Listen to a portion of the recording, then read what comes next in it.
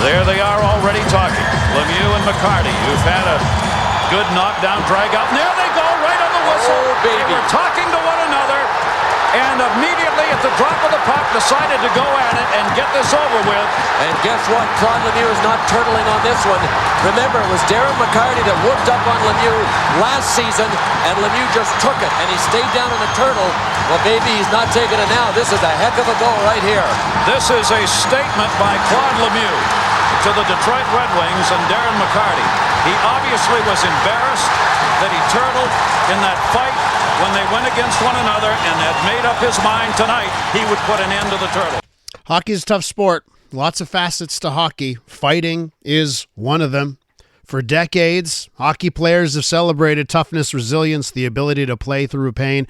In recent years, there's growing attention that's been focused on what repeated blows to the head may be doing long after an athlete's playing days are over. Now, the conversation has returned to light recently following the passing of NHL legend Claude Lemieux, Stanley Cup champion with the Canadiens and other teams. His family has decided to donate his brain to Boston University's CTE Center. Let's now go to Dr. Daniel Daneshvar, part of the team at the CTE Center at Boston University.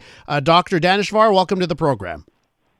Thanks so much. Glad to be here. Listen, as the family mentioned in their statement, just donating the brain does not mean that they know anything about a diagnosis here. But why don't we start off for our listeners here by explaining CTE, what it is, why is it so important when we talk about professional athletes? Absolutely. So CTE is a neurodegenerative disease, and it's helpful to think of it in the context of other neurodegenerative diseases that people might have more experience with. So other diseases are things like Alzheimer's disease or Parkinson's disease.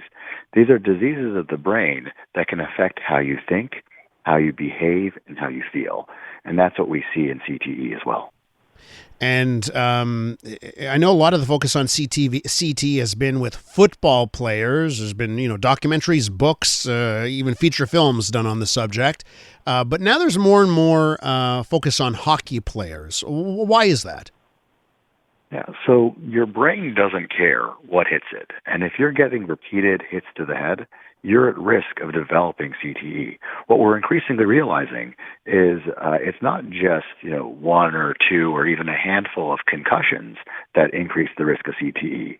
What we find is that it's the thousands or tens of thousands of repeated non-concussive hits to the head over years or decades that accumulate and increase your risk of CTE. And that's why we're talking about it more in other sports, including in hockey. So, for example, just a year and a half ago, we published a paper where we looked at 29 former professional hockey players, and 28 of them had evidence of this disease in their brain. Wow, 28 of 29. Why do we have to wait until after death, by the way, for diagnosis? I find that fascinating here. Why can't we tell earlier? Great question. So we don't have to wait until after death to diagnose it, to have a good sense of whether or not the disease is there. But if we want to diagnose it with known accuracy, the only way to tell that it's definitely CTE as opposed to another disease is by looking at the brain. And that's actually true for other neurodegenerative diseases like Alzheimer's, for example. So if we take Alzheimer's disease, when most people get diagnosed in a clinic in life, if we follow up and look at their brains afterward, we're right about 90% of the time. But about 10% of the time, we actually were wrong, that it was a different disease that was causing someone to look like they had Alzheimer's. The difference between CTE and Alzheimer's is where we are in terms of the research. We don't know how accurate we are when we say we think this person has CTE or not. That research is underway, and it's getting pretty close to getting done. Is prevention possible, or is it just something that goes hand in hand with physical sports? Prevention is absolutely possible because we're increasingly realizing what it is that's causing CTE. We used to think, as I said, that it was concussion. But now we know that it's those repeated non-concussive hits to the head. So the best way to decrease the risk to prevent the disease from occurring is to limit the number of those head impacts. We know that in the majority of these head impacts are occurring in practices. So changing the way that we practice is one of the ways that we can reduce those number of hits. Another way to do it, and this is something that's happened in the hockey space, is delaying introduction of contact. So not starting checking until the age of 12 was one of the ways that we could reduce all those extra head impacts that occurred before 12 years old. Are the sports leagues heeding your calls, whether it's at the professional level or when we're talking about youth sports? Are they paying attention to the recommendations and the science? Every sports league is paying attention a little differently, and some are not really paying attention much at all. When it comes to the professional leagues, in general, they tend to be a little bit better than the semi-pro and college leagues, which tend to be a little bit better than the high school leagues, which tend to be way better than the youth leagues. And so the issue then is that, just like I said, your brain doesn't care what hits it. If you're getting hit in the head with an ADG impact at the age of 6 or 26, your brain is feeling both of those. And so what we need to do is mitigate and eliminate all of those unnecessary early hit impacts. Dr. Daneshvar, it is not lost on me that there have been far too many examples of pro athletes, football, hockey, probably in other sports as well, where there has been suicide as cause of death, as is the case with Claude Lemieux. And, later on we find out that the athlete has CTE. I know correlation, causation, all of that stuff. How do you view that? How do you view the cases we've seen where we've got professional athletes committing suicide and then later on we find they have CTE?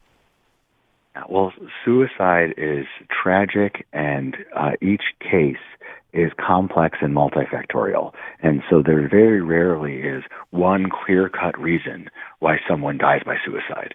Now, that being said, if someone has a brain disease that has been shown to cause problems with decision-making, with problems with impulse control, problems with behavior, and problems with mood, then that's not going to help them make better decisions when it comes to taking tragic decisions.